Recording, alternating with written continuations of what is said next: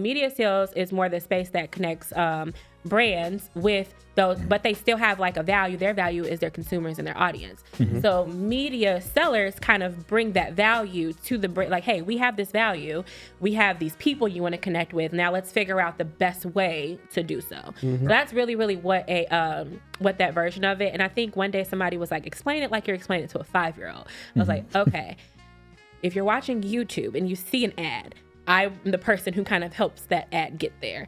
But if you're explaining it to like a 65-year-old, if you're watching the Super Bowl and you see an ad, I'm the person that would help that ad get there.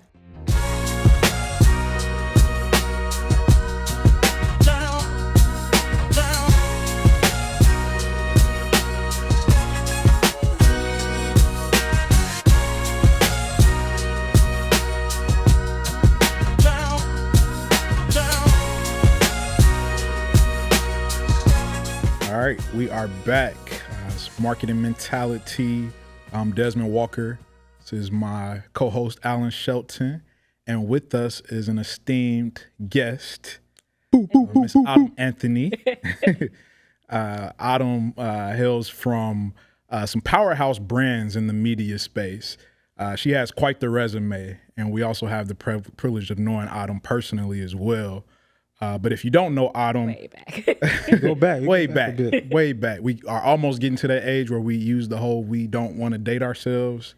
Oh, I use that. line. I'm not there use yet. that You're not about to speak for yourself. You were not far from us. So. Not far at all. We'll get into all of that in the backstory. But otherwise, welcome, Autumn. Thanks for having me, you guys. Cool. So we got a lot to talk about. Okay. And you are someone who doesn't get on camera and talk a whole lot. I get on camera and talk in meetings. In meetings. Yeah. Behind closed doors. Yeah. So it's kind of interesting. I was thinking about this. Like, I always have to pitch brands. So this is kind of funny. Like, I'm kind of pitching myself today. And I was like, oh, this is a little different. Yep. But different for the right reasons. Okay. So we're going to get into that. So let's get right on there, Autumn.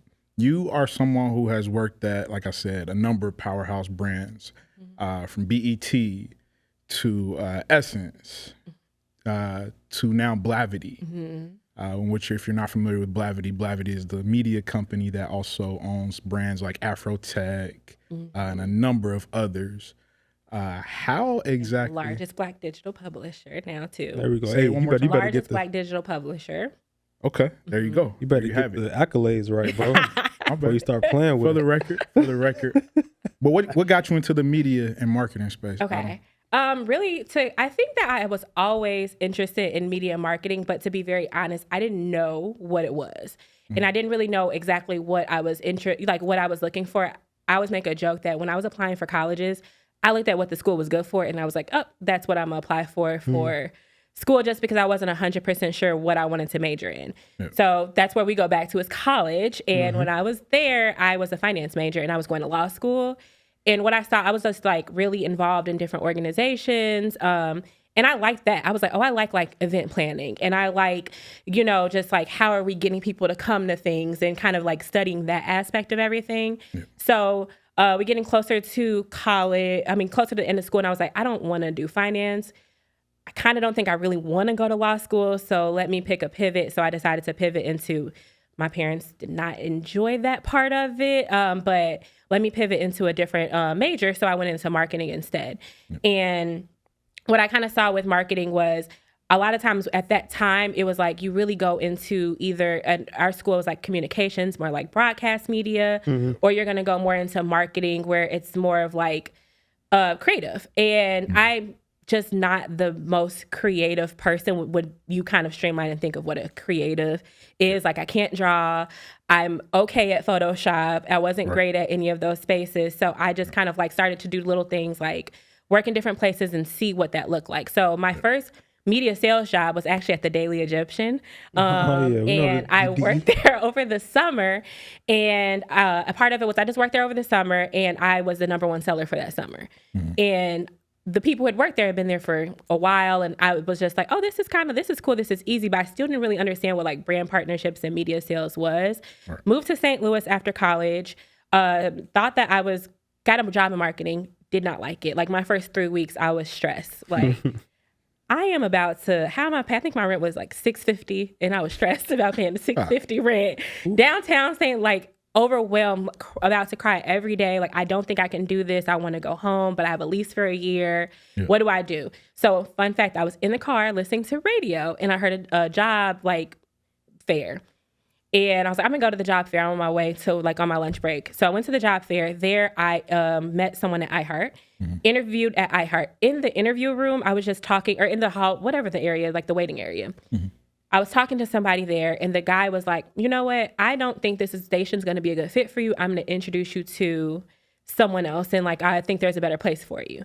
I sent an email to him like the next day, and then Gary Gunter was the head of the station that he sent me to at Urban One, and he went to SIU. So off back, this is still when I was using my .edu email address to apply for jobs, everything. Off back, he's like, okay, yeah, come in. So I got that job, and I really got into working at Urban One and more or less in media sales in the media sales department. So that's kind of what kicked me off into marketing. Okay, great place I think to put a pin in this for a second, because Urban One, all right, if you're in the space, the name rings bell as a brand, but for the listeners or watchers who are not familiar with Urban One as a brand. Oh, okay. So Urban One as a brand includes Radio One and TV One. It is one of the largest Black-owned media brands. It was started by Kathy Hughes in DC as well too, and that it started more of like radio stations. It's just really expanded. So I got like really lucky in that space, and it kind of I always like feel like it chose me and got me in one of those spaces. And one of the things I loved was that there I really St. Louis was a great move. So if it's anyone who's ever kind of coming out of school younger and they don't know what to do, I would say move away from your home and away from your friends. It'll force you to do a lot of the stuff that you wouldn't do in the first place too. So I was in St. Louis by myself. So my team there became my family, and I was lucky to work on hip hop and work in like old school R&B. So that was the stations I was working for. So it was really a concept that I got. It was a space that I was already in as well too, and what I enjoy. And that's really what just like helped me grow in Urban One. So I did really well there. And then we'll put a pin in for your next. You have another question, Des? You look like you have a question. Oh, no. Really just, it sounds like, okay, you kind of got your foot in the water, fortunately, while still on campus, right? Working for a student newspaper, getting a feel for the space. It's not about me, but Daily Egyptian didn't give me a job while I was on campus. So shout out to you. You obviously were more qualified than me at the time. You just got to know somebody. He still sounds a little spiteful about that too. You can feel it. My feelings are still hurt about that. But I might have been like, it might have been me. That's the reason why you might not have gotten it. Because they were really mad when I quit, but I ran for homecoming that year. So I had to. Okay. I couldn't work there and do it.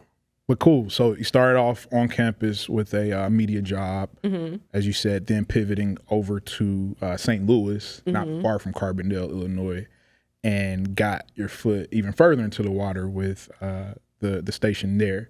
So you're in St. Louis, you've had your time there, then what?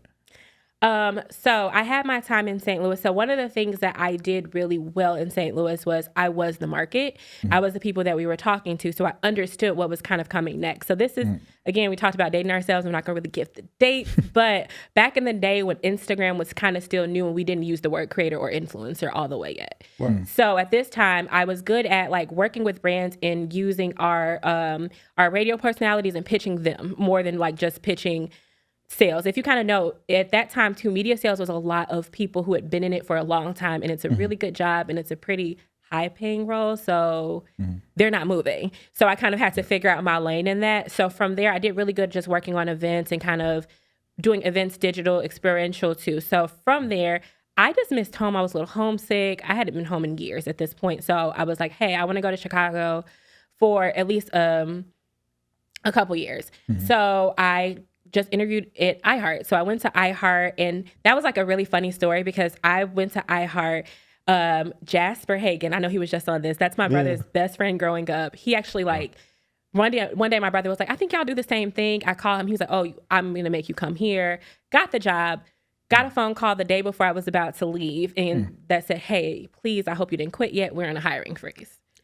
So So I didn't quit yet. Wow. I didn't quit yet. So I was like, oh, okay, and then I was like, oh, they're not going to hire me. And then a couple months later, they actually did call me, had me come start there. So I was at iHeart in Chicago for a while. I got like a bunch of relationships, got to learn a lot there. That's one of the spaces where I also really started to be more involved in things like Chicago Advertising Federation, those those different type of organizations as well too.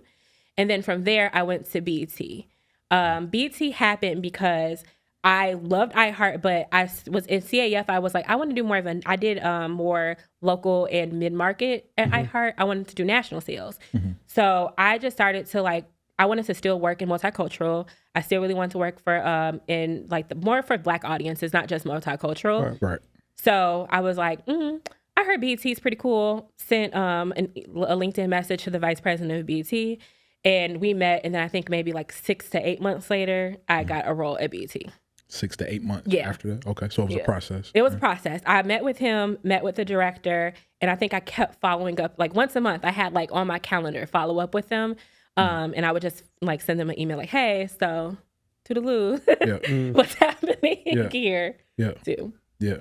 So I want to break down something you just pointed out real quick when you talk about mid-market, national. Okay, yeah. For someone that's listening or watching that has no idea what that means. Okay, so it also depends on where you're working and what part of the industry you're in. So, for example, a national campaign is one that's going to reach people from more than likely from California to New York to Georgia. You're kind of selling something that's going to be on a national side. So for example, for BET, there's going to be commercials on the commercials on BET that are national commercials, which means that at any point in time, anyone who's watching BET in the US market will see those commercials. Right. Then there's middle market, more local commercials, and there's a certain amount of inventory, which means space for it. Yeah. That's going to go to mid market. So that might be more regional. This is going to get West Coast, East Coast, Midwest, that space. And then there's local, which is really going to be draw really deep into Chicago, but it might not even just be Chicago. It might be this area in Chicago or Naperville. That's kind of where that drills down to, depending on what space you're working in. Got it. Okay. So it's tiered. It's tiered, yeah. Yeah. When we think about your industry, media sales, and you've been doing it for a little while now, all right? We're not gonna age anything. But when I hear you speak, all right, we ain't that old. Yeah, we ain't not that old. Give some grace. Chat. I mean, our consumer, we're not that old. Okay, I'm giving her a hard time, but all in all, based upon everything you said, and I know some of your journey, not all of it, so this is a great learning experience as well for us. But it sounds like you're very good at your job, right? You wouldn't be able to work at the place that you worked at if you weren't good at what you did. Because if you weren't, then you wouldn't work there. You know what I'm saying? So when we think about it, and our viewers that are watching and listening, what do you think makes you good at what you do, right? How did you get to that point? And what advice would you give someone that is interested in getting into the industry and being able to work with some of these powerhouse brands and partnerships and things like that? Ooh, okay. So I would say tenacity is a big part of it too. You just have to keep going and not really, not be, I wouldn't say soft because that sounds like something, but you just have to keep going. Sometimes you learn no is not right now. Sometimes it's not the right fit. Both of those things are okay. Yeah. So you just gotta have thicker skin. So if someone tells you no, okay, cool, I'm moving on to the next, or I'm gonna keep, trying to educate you on why. Yeah. So that would be the main part of it too. And I would say at each company, I feel I would learn something big and different that really has shaped who I am in my career as well. One of the things that I've never been scared to I want to know this person and I want to know something from them, so I'm gonna ask. I was just saying the other day I went to an event and there's a client that I've been wanting to work with, and I was like, oh, she's speaking here. I'm gonna buy the ticket, I'm gonna go, and I'm waiting till everyone walks out the door. Hey, how are you doing? Yeah. Got a question for you real quick. That personality. Yeah, it's just being or there's people who I've DM'd on LinkedIn or sent a message to, and they might not respond, and that's okay too. Just that's the biggest part of it too. And another thing I would say is just being true to your keeping your word when you say something. So I think that's one thing that I feel like for me is that I've been to different places, but a lot of times, a lot of those places have a lot of the same clients, especially when you're in multicultural. Yeah. And my thing has always been, and that's something I actually learned from like Lewis a long time ago. Yeah. They're gonna, you are the brand too, to an extent. So you have to uphold that. So like, you don't really want someone to have a bad customer experience with you. Yeah. So if you say, like, you don't want someone in the background to be like, oh, I know they're always going to send me something late, or they're always going to, like it's always going to be sloppy or something like that. So you have to hold yourself accountable in that space. And I think those are like the main things I would say that I learned or like that have shaped me at being good at my career too. Yeah, I love that, because what I heard you say is that you are fearless in terms of being fearless. And that's huge, because a lot of times people are, too cool for school, or don't want to put themselves out there for fear of being rejected or not responded to, or feeling like they're stepping out of the comfort zone and being rejected, whatever the case may be. And a lot of times the other side of that is everything you ever want and more. Yeah. So me know you a little bit personally, right? In the back, you've always had that, like, no, I'm gonna speak up, or I'm gonna say this, right? Which works in your favor. But for the people that struggle with that, it could be a little bit harder, especially in the industry that you work in now. So I definitely appreciate that feedback. I think our watchers and listeners would read that as well. And it's not even that, I would say, because I think I feel like I'm human, so I do have a lot of fears. And sometimes I get nervous doing certain things. Someone said that, I can't remember who said this before, but they said the word is like charismatic introvert. And I was like, oh, that's sure charismatic me. introvert. Like if you get me in a room in a corner, it's all coming out. But if it's like a big group, I might be like, I don't know, Right. Yeah. Very selective. Right? Yeah, and not even, but I think that was one of the things is like just like being comfortable with not knowing. I think that's just what it is. I don't know what I'm doing sometimes, and I'm okay saying that, and I'm okay asking someone how, and like, how did you get here? What are you doing? What's going on with you? And I think that was like a big part that really helped me. I think unfortunately now we're in such an age where like with social media and everything else, people kind of hold themselves to these unrealistic standards, or they'll see something and they're like, oh, this person, like, you don't always know the path and the story, and you see the bright shining lights and you think you're supposed to jump to the bright shining light moment. And like most people that I know who have been successful are like, yeah, no, like you have your days and and those are okay. What I'm hearing you describe is the process. Yeah, everything's a process. Everything is a process, and it's often the end result that gets showcased and broadcasted and put into the spotlight, right? But there's an unsexy, less flattering, less convenient part of the process too that comes with the full package. So what I'm learning from you, Autumn, as you talk, is what your habits and practices are as part of that process that have gotten you that result. You talk about how it took you 6 to 8 months to get the job at BET. You said you put a monthly reminder on your calendar? Yes, like, oh, this man. That's tenacious for sure. Like you said, being in the right rooms, right?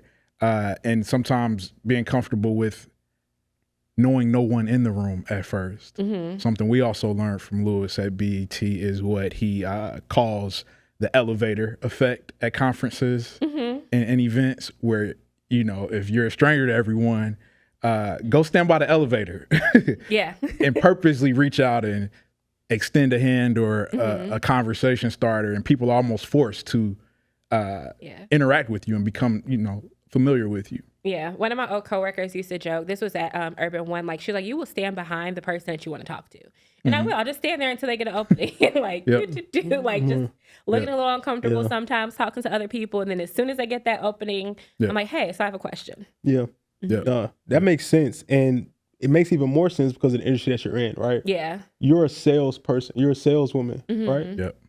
So can you speak about, first of all, I would love to know, what does that mean for the audience that is listening and watching it, right? You say you're in media sales. Can you speak about the importance of that for your role and then for brands and how it all connects in your role? So I feel like if you're looking at like a puzzle of a media company, right? Like I feel like there's all these different pieces, and the sales part is the part that really connects the revenue piece when it comes down to it. Like, how do you actually, like, how do these brands, like, they're, they don't necessarily always make as much, especially now, off of the consumers anymore.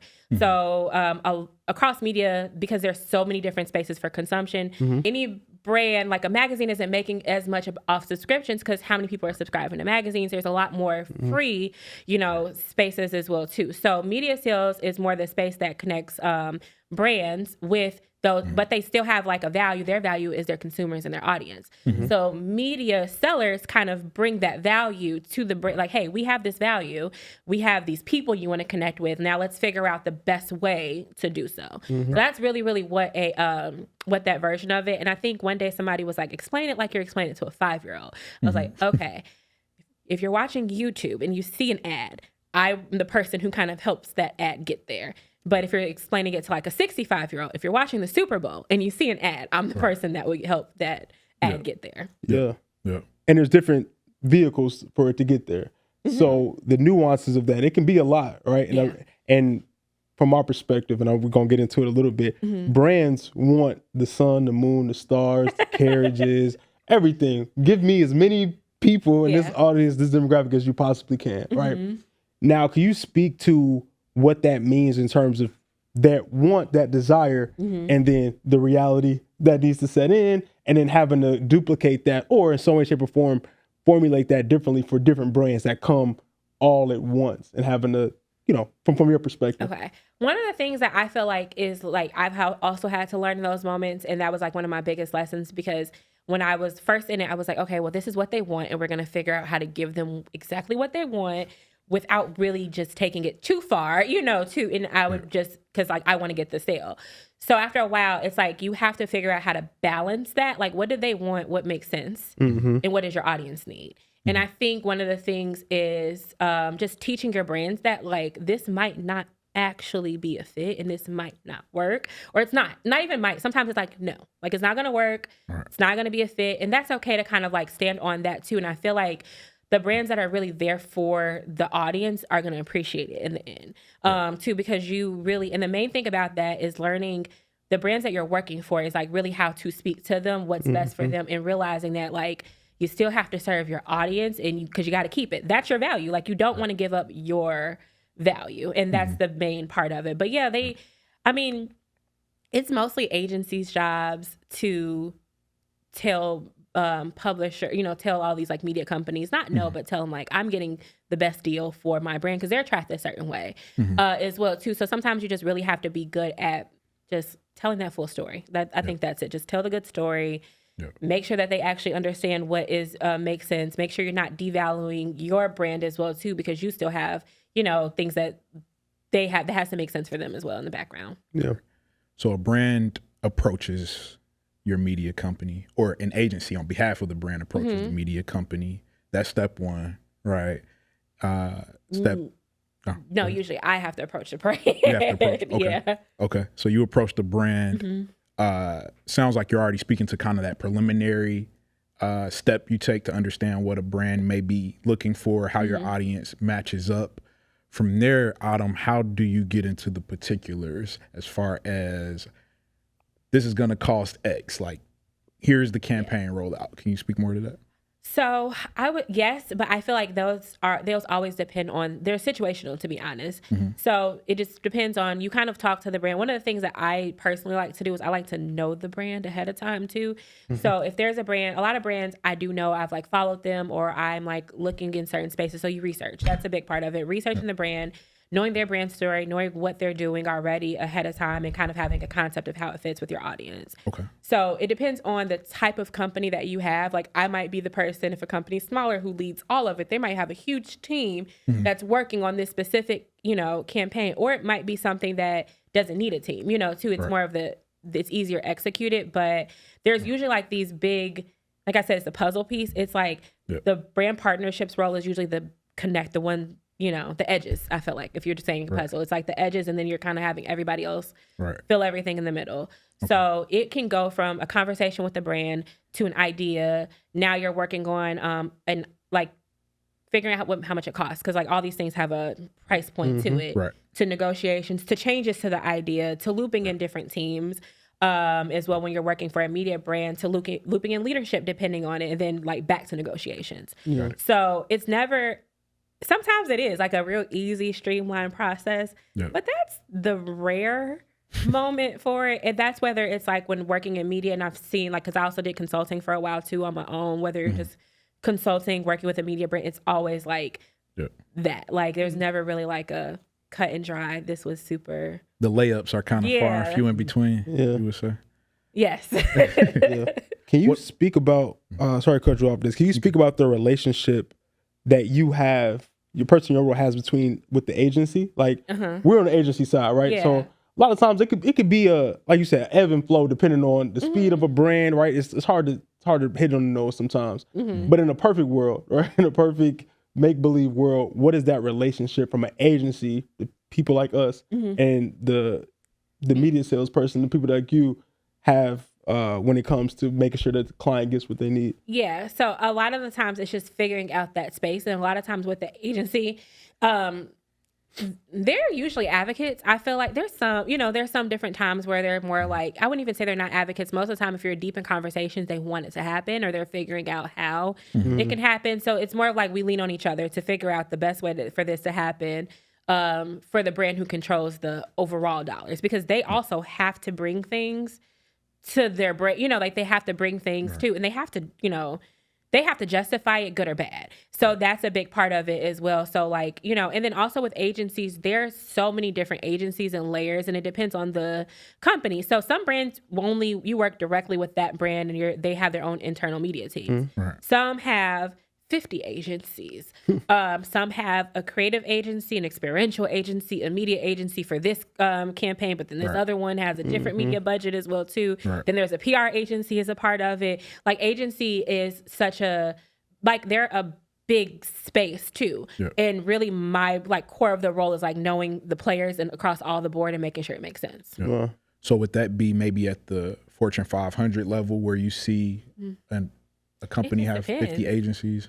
I wouldn't say, not 50 might be pushing it. There are some, I'm sure that they have 50 agencies, but no, it just depends. It depends on the company. I think there are some smaller companies and it depends on what the agency service too, because there's some like powerhouse, big, the Publicis Group, they have an agency for everything. Everything. There's some stuff but they might not have, but for example, they might not have a multicultural agency or a strategy agency. So they might hire out for that as well too. So I think it just depends on, it just really, really depends on the brand. And then also, because there are some that, for example, there's some Fortune 500 companies that don't really do consumer direct marketing. So they might, I don't know what, a lot of those, I don't necessarily fully know what their agency is going to look like because they're marketing to business. It might be a little bit different.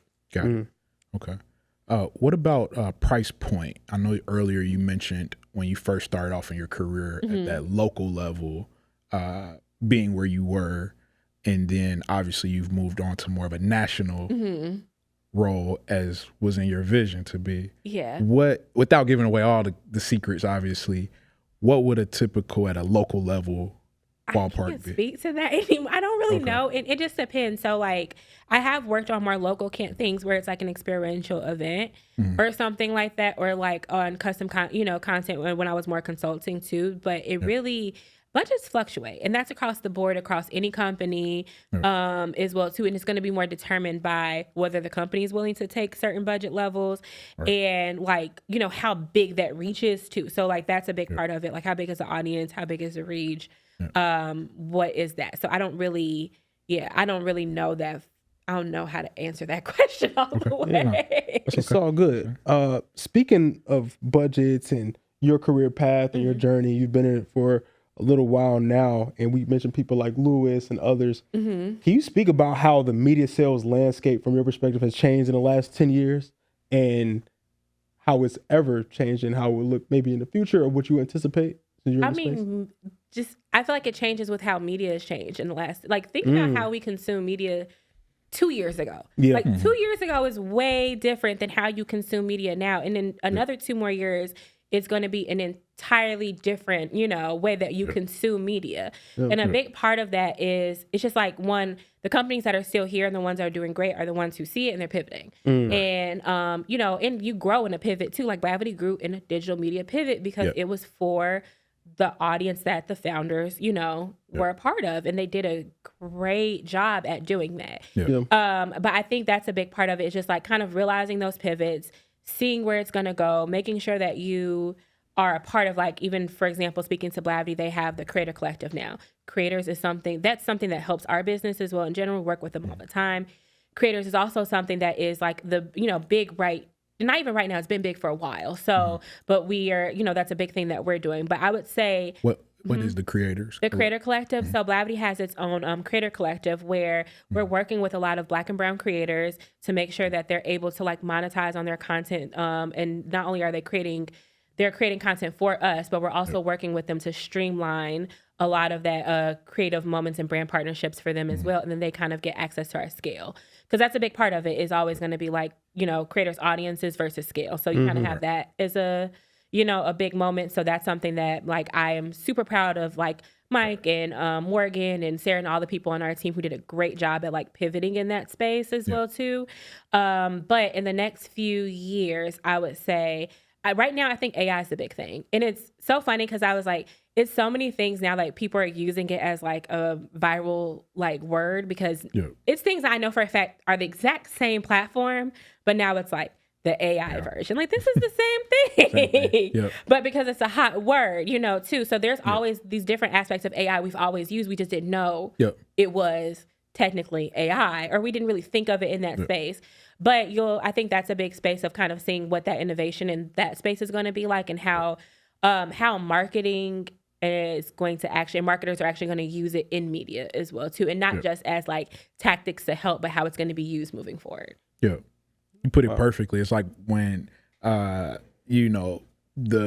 team has been in the back room and you don't see them like making the product, but now people know they have a name as far as what it is. It's this one thing, and I don't like want to call any brands out, but it's this one thing that I've been using for like 3 years. It's like something that's like helpful for me in work. And then I like logged on I just haven't had to log into it for a long time. I logged into it and I saw like AI. I'm like, not a thing has changed about this. Like this has been around, but it's the hot words now. So it's like integration. Like, you gotta use it. Yeah, it's like an integration to like with emails. And I'm like, oh, that's cool. But that's interesting. You mentioned the B word, right? Blavity, right?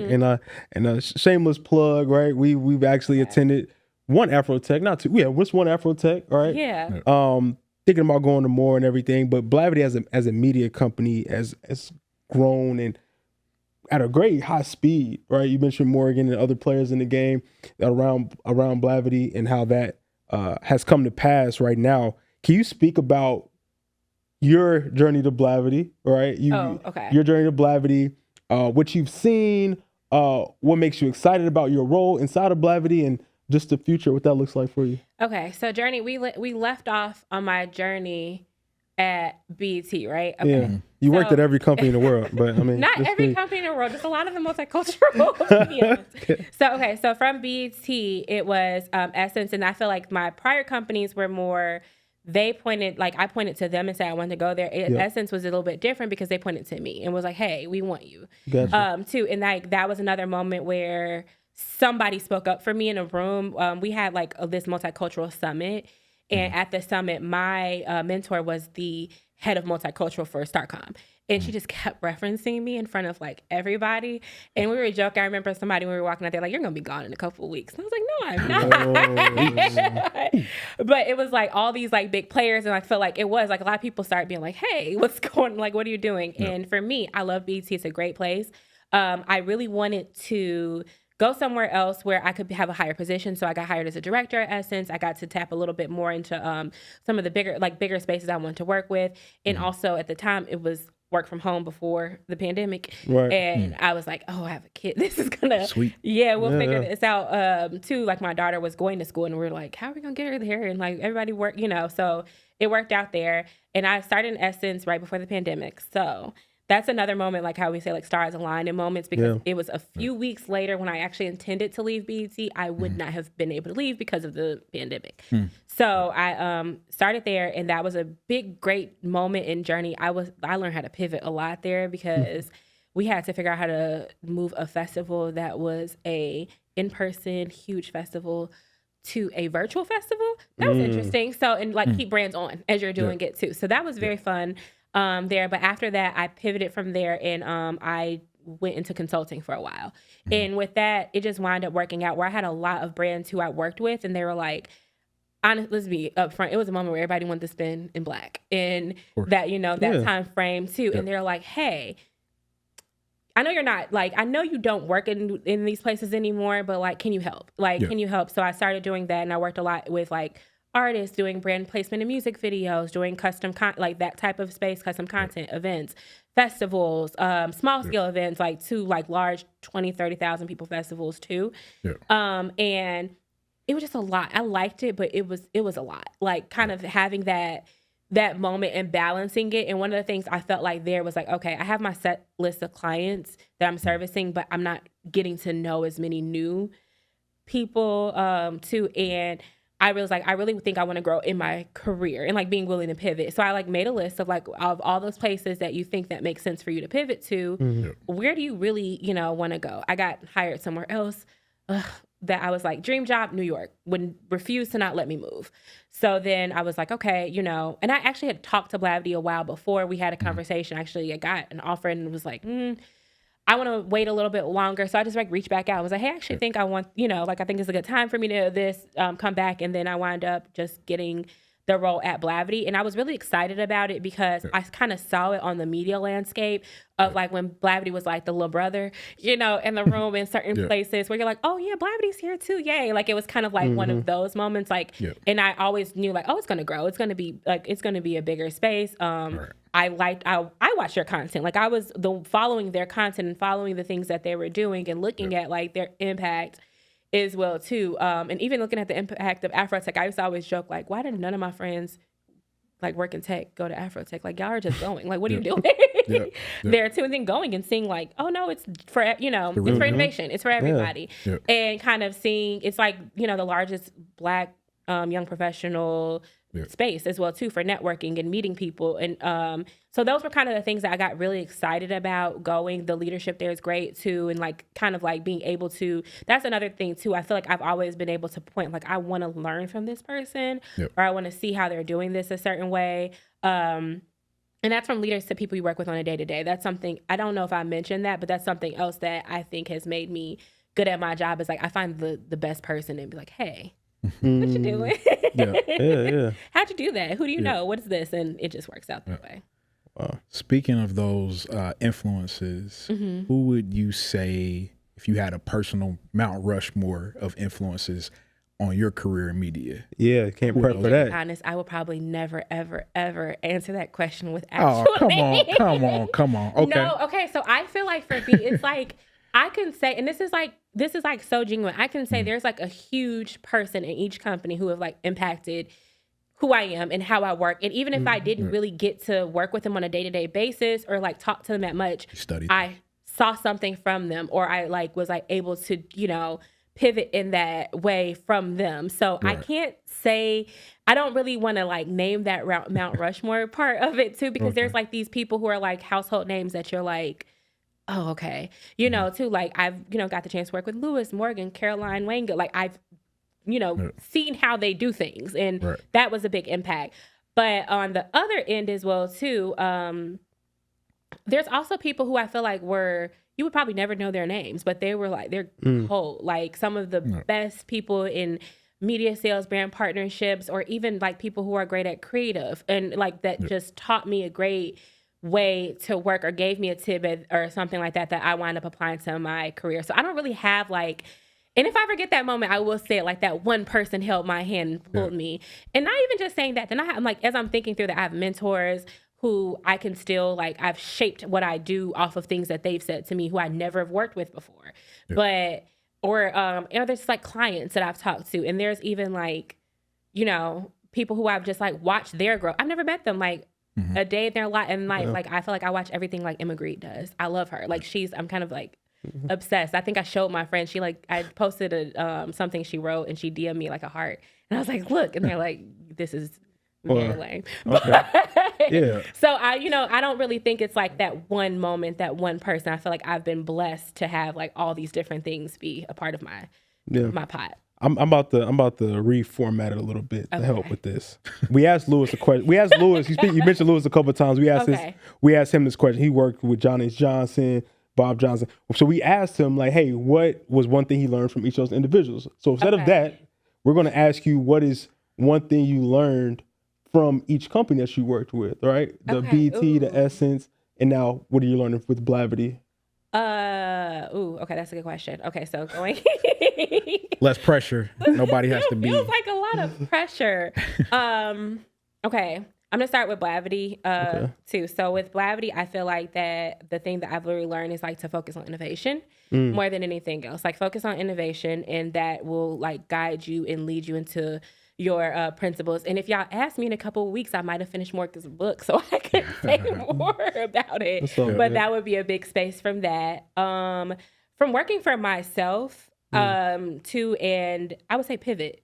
Like sometimes you have to pivot and to advocate for yourself and to always like, you know, be okay with the client is always like the client's always right, but your voice matters. And I think that's a big part of like working for myself that I had to really like learn how to just like sometimes say no or, you know, sometimes like figure it out. It's different when it's like, you know, you're going to nudge a company a little more than you might nudge yourself to like not overstep, but like take on too much. So that's something in that space. I got to work at United Masters for a while. I was consulting there. And I would say I learned a lot about vision there. Like just having a big vision and just watching like what Steve and John Ruff and team have like done, like that's a big like space. It's like, oh, this is the vision. This is what it's gonna pivot to as well too. And like listening to everybody. That's something I think that company does great. Like, you know, I came in a consulting position and I wasn't there for long in that role. And they were like, they really listened to what I said. And I saw the steps even when I left as well too. Like, oh, that made sense. Nice. Which says a lot about you real quick. What? For you to have had a short stint in a consulting capacity and to, after the fact, see from afar your influence being implemented. That's dope. Yeah. Thank you. Two more. Essence. I think Essence and BT are the last two, I guess. Okay. Essence, I learned about being bold. Be bold, like, and black is bold, black is beautiful. And I think that's like a big core of what like Essence and Caroline, who like I have so much respect for. She like saved my life in a random situation for another day. But like, yeah, that is very much what that I've learned there. And then going back to BET, I say that I learned poise from BET. There's a very big, like people will, and that's like even specifically something like Lewis always pushes well too, like people have to buy you too. Like, you know, we used to kind of always like joke there. We'd be the people in the like in the little different like media moments, and it's like, oh, BET's coming because they always in suits. But they're always like kind of coming to this way. But I feel like kind of like really looking at that, how poised he is in any moment. You always like, you never can catch him like slipping at all. So I think that's the thing that I really, really learned from them is like always be poised. And then also advocating, like just being really, really big on advocating for your audience and not only just advocating for your store or advocating for the sale. Yeah. That's huge. That's huge. You answered that like a pro. We asked about Rushmore questions. Yeah, you know, we try to work on our questions to make sure we can give a good audience. You couldn't prep for that. If you prep for that, you probably would have had a whole dissertation. Like thought about right. Yeah, but it's on the cover. It feels good though. And we're gonna clip this up, and you're gonna be, oh wow, that sounded good. Yeah. But it also is very genuine, which we appreciate that journey. Right. A lot of times, people that watch or listen to what we do, they feel like the journey is linear, right? Linear. And it's not. We understand that it's not, right? You can work with the brands that you've been able to work with and work for yourself and whatever the case may be. But understanding it wasn't easy, right? Yeah. It was challenging, but that challenge allowed me to be able to pivot, like you mentioned, and be able to learn from my experiences and still have the same notoriety, the name, but also now I'm built different in terms of stacking on those layers. And now whatever the next pivot is, whenever that may be, now you know even more. And then you become unstoppable. Yeah. The next thing. That's what I said. I think even when I was like, even younger, I always felt like to an extent I was unstoppable. Like, okay, I'm going to do it. Like, I'm going to just try it. I'm going to try it. I'm going to do it. Yep. You know, if it don't work, cool. Like, next thing or whatever too. And I think that's like something that you really have to just have in those moments is like just feeling like, unstoppable. I saw someone post this the other day, and it was like, and I don't think I've always had this. I think I'm like leaning into this concept a little bit more of why not me?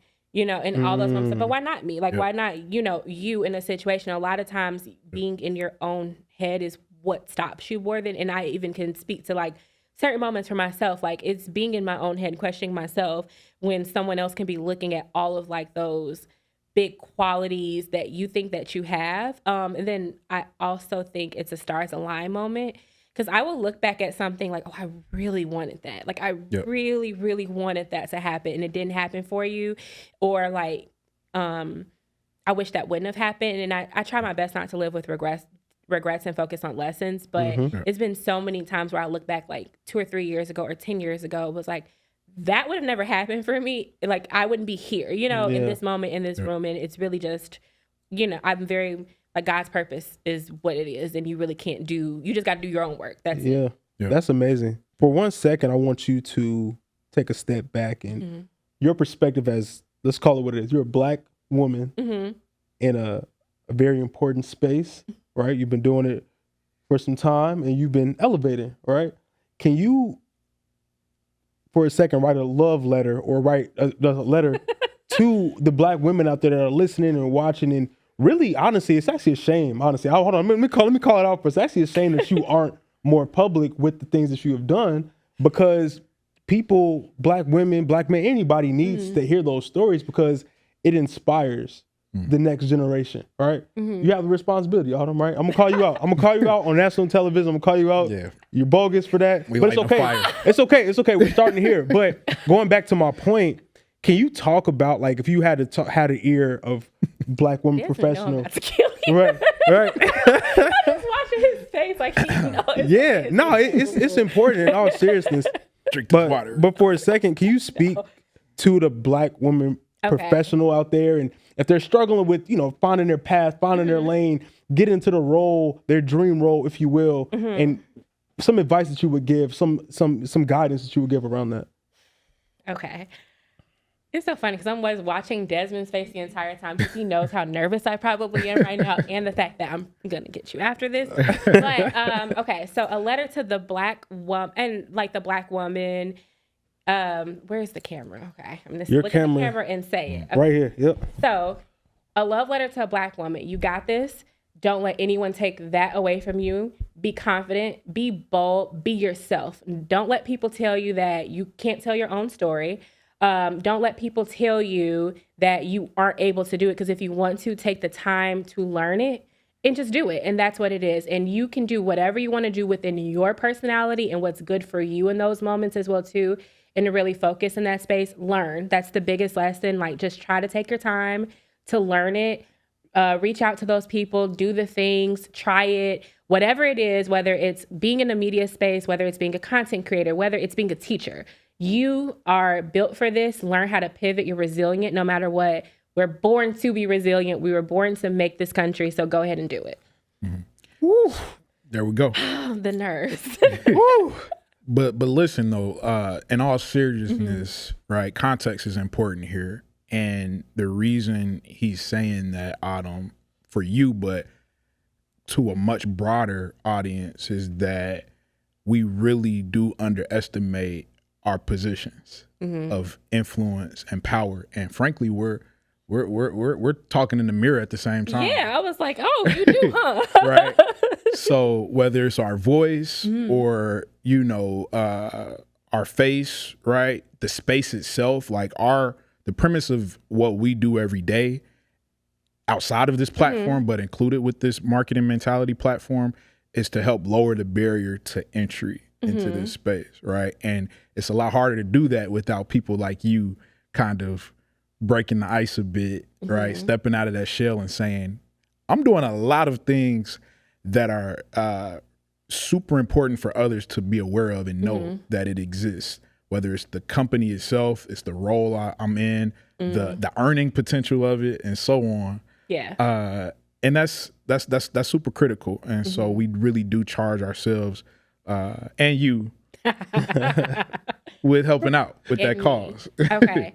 And I would say that One, I'm really proud of you guys because this is a really amazing. Like I feel like you guys are like in my head still babies a little bit. They're like a year younger than me, but in college y'all were like maybe 2, but y'all were like the little babies. And I'm very proud of everything that you guys have done and the fact that you guys are constantly like, okay, hey, raising your hand and going to pivot in those spaces and grow and like letting everyone know this. And to know me is to know that getting me to talk on a microphone, like. It's tough. That's why I got on here. We appreciate it's just because, that is important. And one of the things that I will say for marketing and media too is a lot of people want to get in those spaces. And it's like any industry. Figure out exactly what all the things that entail in those spaces are. Especially for younger people who want to kind of get into it or they don't really know where they're going to be in that space. Like, behind most of those big moments, there are people you wouldn't even know. And that's from a lot. I know people who want to be in the music industry and everybody wants to be, not everybody, but a lot of people want to be an artist or a manager. There's so many other roles that make that run, to the same way how we were talking about advertising and getting a commercial on air, like on something or getting an ad even on your social media. Typically, there's a lot of different things that are in that space. So if you kind of have an interest in it, go learn, learn what it looks like. Like learn all the things that it looks like as well too. And don't be scared to just say, I don't know what I'm doing. I would like to figure this out as well too. And don't be scared to pivot if something's not for you. So that is like a tidbit for the younger people. And then also like ask the question, like, I feel like I definitely did that when I was at Urban. I was like, hey, how much do you make? And like, the person, like, it's so funny because want to know it's God moms now. But she was just like, little girl, what? But I just wanted to know because I was like, if I'm going to stay in sales, I need to really know, The worst someone can say is mind your business. Right? Yeah, or whatever. Like how much you make. And then there are like those roles. And I do feel like that too because a lot of times in sales, I've consistently always been the youngest or one of the younger people on the team. And even as I'm getting older, I'm like, I'm still one of the youngest. Like I want more people to kind of like get into it and learn it because it's a great, if you get it and you're there, it's a great opportunity to stay too. But that's a big part of it. Like just like there's different ways to be a part of everything and you just got to find your lane and maneuver through it. Starts with knowing that it's out there. We were interviewing a guy. This episode actually hasn't even rolled out yet, but a couple of weeks ago, he's at the director level in the NFL is what I'll say. So he works for an NFL team. And even he acknowledged to us, he's like, I'm actually probably the only Black American male in this role right now in the NFL. I need to start doing this more. You know what I mean? And I do see, and that's one of the things I love about Blavity too, is that we do highlight those type of moments. Like there's always going to be content around people who are the only, not necessarily like the only, but one of the, too. And like we definitely kind of like focus on that too. That's some of the like I love that about the company. But there are so many moments, and just think about all the people that that are the only Black version of themselves in different spaces. So just like thinking of that, my little cousin, just because you said football, she's the she's the only Black woman who's a director of football operations, or she's one of 3. And she works for Notre Dame. And like, it's a huge role, and there's so many colleges that you would think that there were more in that space, but she's one of the only. So I do think that's something that is important, but there's going to be, there's a bunch of other Black media companies, or going to other companies as well too is fine, but there's a bunch of companies that are going to be popping up. There's going to be things like that as like our landscape shifts too. Those opportunities are going to shift as well too. So I do hope more people are like, I do need to do this, more and speak to my actual position and speak to my story, so people feel like it's not like For sure. We gotta get her on the podcast too. Don't try to just name drop your little cousin. You gotta get her on the podcast. Oh yeah, I think she might kill me for that, but I'll definitely get her over the summer whenever they have that college football break. Yeah, it'll be cool.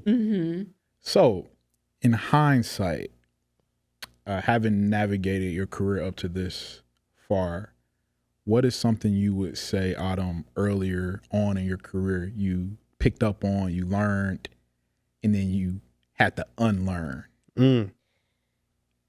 I would say I definitely felt like sometimes I used to feel like no only means not right now. And I think that kind of helps with the tenacity of sales of like, okay, well, you're saying no, but I'm gonna keep knocking on this same door sometimes. And what I really learned a little bit more was like, no doesn't mean only not right now. Sometimes it means not the right fit too. And there are like things, depending on the brand you're working on, depending on what you're doing, there are brands that just, it just don't fit, and it's okay. I think, like, for example, and I used to always feel like, well, we're like, especially working in a space where you're targeting like a Black audience, you're always like, well, there are some, there's some of us everywhere, which is true. There are some of us everywhere, but realistically, does it make sense for, I don't know, like a farmland, thing, like if you're going to do it, you might not need to do it in a mass audience. It might be the Black farmland group or something like that you're targeting, niche. That if you're more of a like niche audience. So that is one of the things I definitely had to learn, is sometimes I would be like, okay, well, I don't believe in the no, but sometimes it's like, get to know the brand, get to know what it is, and just like, this isn't going to work, and it's fine. Got it.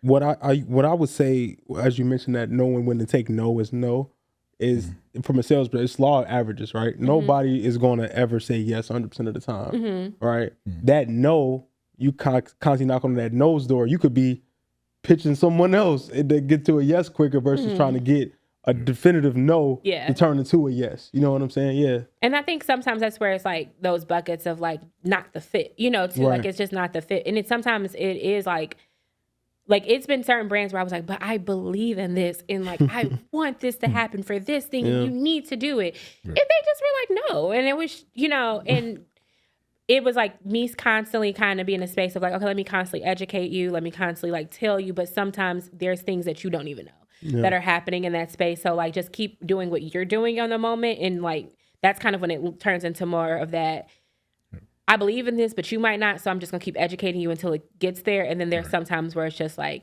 working here, and this is the brand, and this is what your brand. It's just not. Yeah. So it's no secret, right, that sales and media altogether is, it can be intense, I should say. So my question for you is, when the pressure is high, you expect the no's, right? But when you're getting too many no's, or deadlines are tight, or the pressure is on altogether, how do you protect your focus in those moments? Ooh, that's a really good one. I think that you just look at the goal, you look at the goal, you look at the, there, sometimes it's not a easy path, and you got to like figure out what is there. I think that's a big part of it, is being able to like pivot yourself and figure out like, this isn't going to work, but like, what are some other options that I have, or what are some other spaces that I can go to, and like really, really pivoting in that space. So I think that's like the best part. And then me, for my personal focus, I have learned how to, I really wish I was like one of those people who's like, I have the perfect balance and I can do all these things in a time. It's not me at all. And then also working in this industry too, I don't think anyone in marketing is like, oh, I really have a 9 to 5.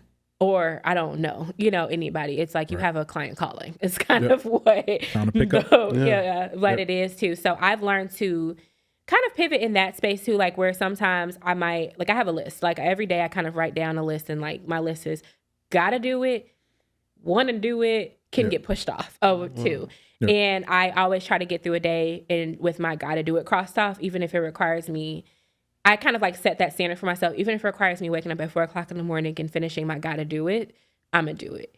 But I have also worked on being realistic about what those are and how much time those actually take. And then like protecting my focus. What I've worked on doing too sometimes is like you get in a rut sometimes during the day. And I think like depending on, your like person, it's okay. So I take walking breaks. Like if I'm really frustrated or something like that, or say like somebody calls me and I'm like, I need a distraction, I'll take a 15-minute walk and try to come back and like get through that, like gotta do it, need to get it done list. And of course, when you're in a space of like you really needing to grow your sales, that gotta do it list is gonna get a little heavier day to day. But you just lock in, and usually, it pivots. I haven't experienced it, not yet. So that's a big part of us. Like I think like because there's some people I know who probably had an experience where it didn't pivot, and Yeah. So, but I really haven't had that. I haven't had that moment in my career yet. So. Okay, I got you. You talked about brands a lot, right? In partnerships. And we love I love talking about brands and partnerships and the nuances of that. Can you talk about maybe some of your favorite partnerships from a brand perspective that you've had, or maybe some future ones that you want to eventually have in your space right now? Okay. You know, I don't pick favorites. I know you don't have favorites. Like a favorite thing. Everybody's your favorite. Yes. Everybody's pretty. You know, but what are some? What did Jasper say? Everybody who pays. Everybody who pays the invoices That sounds like something Jasper would say. I guess. But maybe just like a story with a brand. A story behind something. Yeah. Okay, so I would say. Yeah, I mean, in general, I really don't pick. It's not even just with this. I don't really have a favorite a lot of things in life. Like, I'm just not my favorite thing is my kid and money.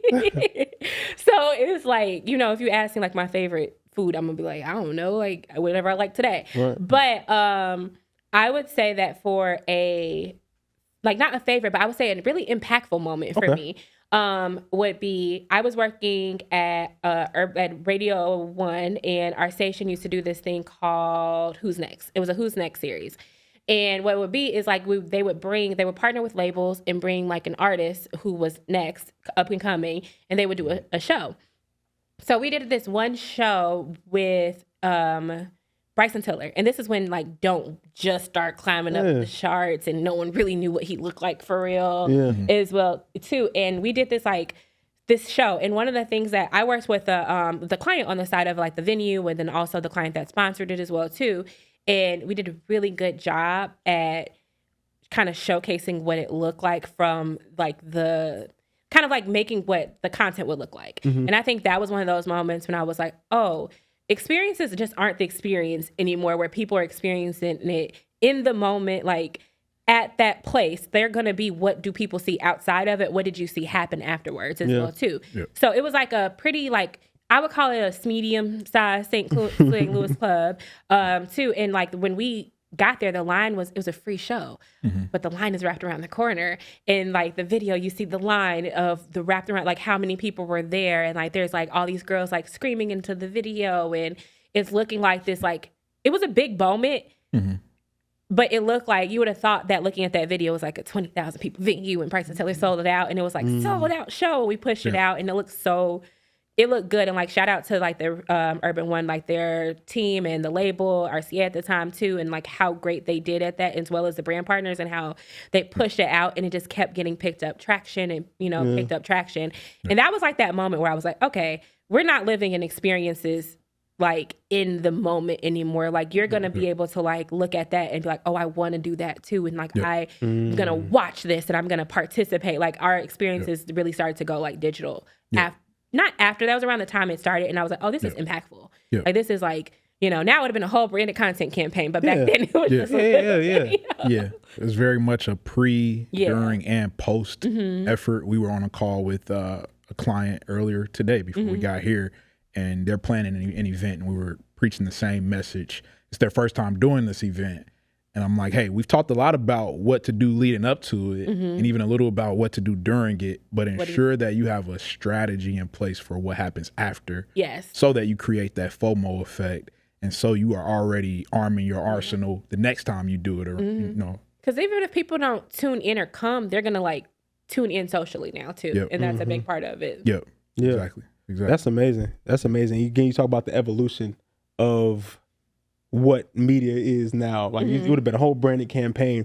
The last thing I want to touch on, one of the last things I want to touch on, is Coachella just happened, right? Trending topics, right?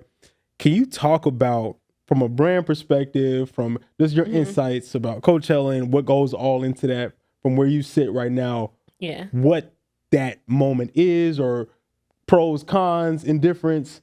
Yeah, like I feel like Coachella is one of those things where, like, a big part of it, I've never actually been to Coachella, but I feel like I've been to Coachella. And that, me too. Yeah, and I was like, ooh, the Ferris wheel looks cool. And, you know, like, Beachella is still, like, going back to that or whatever. Yeah. My daughter she watches that on Netflix too.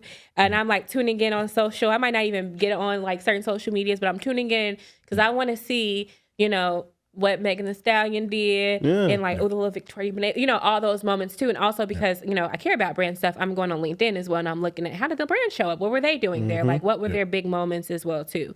So I think that's a big part of it is just like making sure that like, that's one of those moments where like Coachella's been around for a really long time. Yeah. Since like 1999 or something like that. You know, it's been around for a long time, but and honestly, some of those brands who probably got into it early, like when you get into those big moments early, you are like, you know, locked in with that moment. And then you're taking those moments and you're just like living them outside as well too. Yep. So I think that's one of the biggest part of like culture right now is like, okay, so how do you live this moment? How do you live after? Like how do you live outside? And how do you kind of get the FOMO for the people who are going to go? And then there's that group of people who will never, ever go, but they feel like they were there. Like us. I don't even have a desire to go to Coachella, but I feel like I can consume it. Yeah. I was supposed to go when I was working with an artist one time, but they were like the drive and this. I was like, oh yeah. It's a lot. It's a lot. But I mean, you know that is, we know people who are going to be like want to go and you know who actually do go too. So Yep. Final question, Otto, you ready? Yeah. What is your superpower and why? My superpower. That's a good question. It's the third time you said it this interview, man. We asking good questions, man. Yeah, y'all are asking good questions. I'm Wonder Woman. I would say my superpower is it's so hard to pick one of these things. I think being a problem solver and being a connector. Those are like those are two are kind of intertwined, and I think that's my superpower too. Like I really do like that part of my job and my role and being in anything with sales. I'm not a water to the well salesperson. I don't know if I could sell like the plant behind us to this venue. Right. So I'm not sure if I could pitch it. I'm like, it's a plant. It's a cute plant. Like, I don't know. Or not. Or whatever too. So I don't necessarily know I'm great in that space, but I am great at like, you know, what's a real solution and what's your real problem and who you're trying to reach and what are you trying to do? Like, and kind of like, I live for those type of nerding out moments as well too and things like that and figuring out that the audience aspects and pulling all of that together. So that is my superpower. And then I think another superpower that I am working on, I'm a good connector. So if people tell me something, I'm sure y'all have probably dealt with this before, like, oh, I want to do this. Okay, yeah. So here's this person, here's this, and here's a laundry list. And like, I will send the emails and do all this other stuff too. And I think because of that, it's allowed like brands, you know, and even with connecting with like brands that I'm working with, like, oh, I can connect the dots. It's pretty often. Yeah. That's amazing. Yeah. I love that.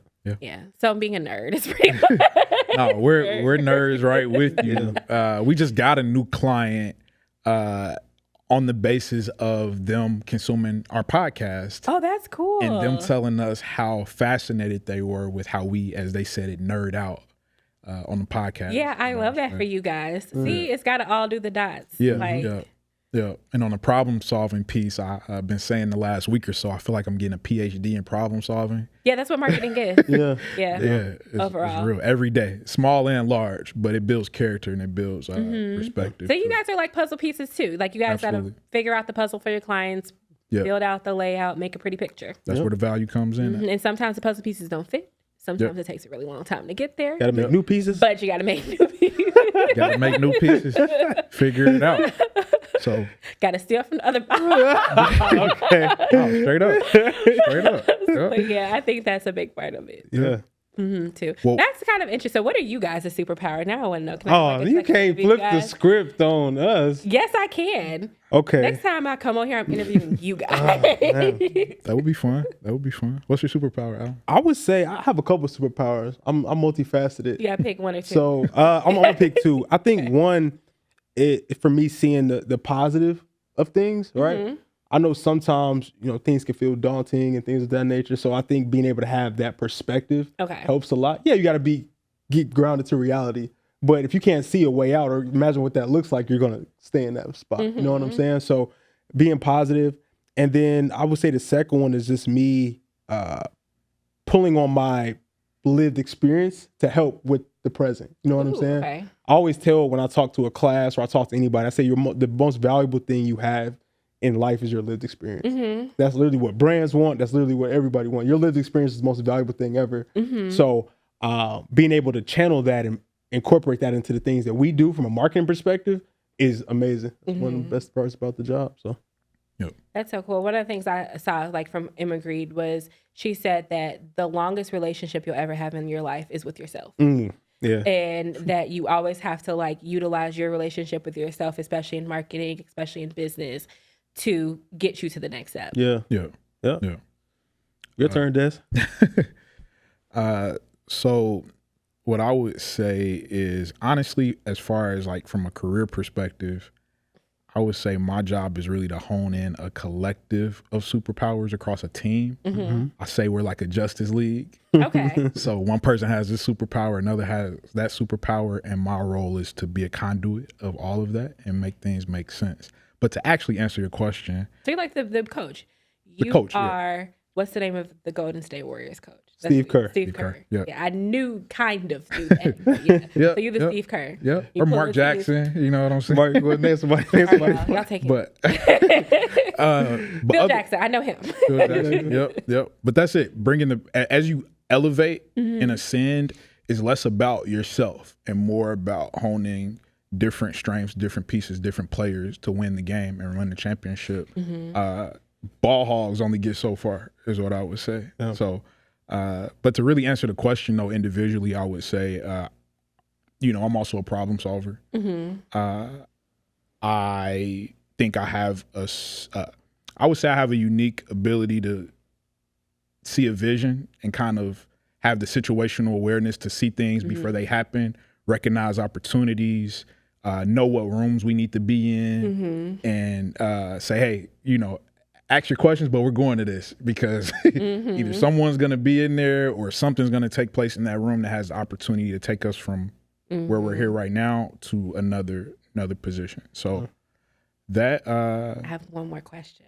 Who's you guys Mount Rushmore? Because you made me. Oh, hold on, we need a whole nother interview for this.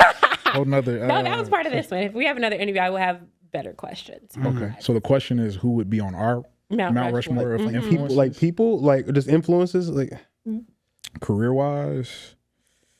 wow, It's tough. it is. Yeah. It is though. It would have to be Alan. My turn. Let me think. From a career perspective, I was talking to someone today about this, but we're a Black digital agency, right? So Tom Burrell's of the world, right? The Burrell company, like that's in our Mount Rushmore as a company, but also as people, because they helped pave the way for what we can do now. I would put Lewis on there as well, right? In that same era, feel, or close to it, right? Being able to show us or give us different opportunities or tell us, things that we didn't know or made aware of. So I would put those two on there. I'll let Des, you add a couple as well. I think for me, it would be a mix between people I've never met from afar that some are no longer living. I rest on the shoulders of a John H. Johnson, right? Who literally fought and carved out an uncharted path in the advertising and media space. He had to create his own demand for his Black-owned magazines because newsstand owners refused to put a Black-owned magazine on their stands in the 50s. He had to get on trains to Detroit to go sell spots, or not spots, but placements to the automotive companies back in the day. That took work. That took crashing through a glass ceiling that I'm fortunate enough to not have to get as scarred by going through. One more. I named two. You got to name two. Oh, we're sharing this Mount Rushmore? That makes it easy. We're sharing, yeah. Don't take too long, man. Okay. You can't rush him. Calm down, bro. You can't rush him. John H. Johnson. I would say who else from afar that I've actually studied. You know what? Let me put it like this. So I would take it in order. John H. Johnson. Studied him, read his autobiography. Bob Johnson, the founder of BET. Before we actually had the chance to meet him a few months ago, 5-6 years ago, I read up on the story of BET, which I know technically wasn't sanctioned by him, right? But it does tell probably a good part of the story. Yeah. Which was super helpful coming into a marketing and media space. Yeah. To know that and be inspired by it. Who else? Tom Burrell for sure. When you're talking about the OG of the multicultural or the Black agency space, he helped companies like McDonald's and Coca-Cola get their first spots created to actually have people that look like us in them. That was pioneering on his part. And then lastly, primarily because it all connects, right? Louis Carr, for us, is not only a client, but also a mentor and an inspiration. And he connects to the pre-mentioned names as well historically, right? Yeah. He's worked for or with them all in a synchronized timeline. So for us to be able to work with him directly, get exposed to history directly is very, very, very cool to be a part of. Okay. I know we're kind of close on time, but that was like one of the coolest things about being at BET. Like we would go to dinner and we'll have conversations about stuff, and like between like Louis and Kennard, and you're like, you were at the party that Biggie got shot. Like, all these moments, it's like that were in, in your head, not like a real thing because you're a kid or it wasn't, something, or like thinking of like, oh my God, like y'all did the Michael Jordan ads, like things that you just didn't know about. You're like, oh. Yeah. And it makes and it makes it that much more meaningful now. It's like you're a piece of, like we're talking to a piece of history, right? That we're a part of, right? Because we're working through you. It's like a big, I don't know. It's hard to explain. It's very humbling, but it's also the coolest shit in the world. You feel like you're not doing enough. Dang, like, So before we wrap up, we will be remiss if we did not acknowledge that next week you are being acknowledged in a super, super big way as a Chicago Advertising Federation rising star, right? Yes. Do I have that right? What does that feel like? You know what? That was so cool because I used to be really involved in CAF. I was on their Young Professional Committee a couple years ago. And the last few years, I haven't been as like involved in ancillary organizations. And it was really cool. Like, okay, they're really, just from like my long-standing career, to realize that there's people who still have my name in the, in the room, or speaking up and saying like, hey, you're doing a great job, or like, you're a part of this moment and you're not even like super a part of it anymore. So that was something that I thought was like absolutely amazing. And also being acknowledged by, I'm not a really big acknowledgement person to like, people like, oh my God, you did the greatest thing. I'm like, yeah, what's next? Like I need to work on that. I'm not necessarily a bragging person, or I always like, I'm a little hard on myself sometimes. So I'm always like, what's like, I accomplished that, but now what's the next thing to do? So being acknowledged by your peers in your industry feels so good, because it's the people who you look up to are saying, you're great, like, you're great, keep going too. And I think that they're the ones who really, like, if you say my resume out loud, it does sound really cool to people, but they don't really know exactly what I did there. Like anyone it might sound cool because these are brands you know about. But when you're saying it to those leaders and they're like advocating for you to win something or to be acknowledged for your career or for those moments, and in comparison, my resume might be really small in compared to what they've done in those spaces. So that felt like really amazing. I didn't know either. I got like a random email on a Friday night and I was like, oh, okay. And I was like, oh my gosh, like this sounds like so beautiful. And then to kind of hear about the people who were advocating for me, some of them were people I'm like, I haven't talked to them in forever. And like, so that's it's a really good feeling too. Congratulations. Well, congratulations. Thank you guys. You deserve it. You deserve it. You deserve it. And thank you for the conversation and being open to sharing your story. Yes, I appreciate you guys so much, and thank you all. Absolutely. Okay. Thanks for tapping in with another episode of Marketing Mentality. Our guest, Autumn, was phenomenal. Be sure to subscribe, like, comment, all of the things. We'll be coming back with more and more conversations, more meaningful conversations around the digital landscape. So we're here, and talk to y'all soon.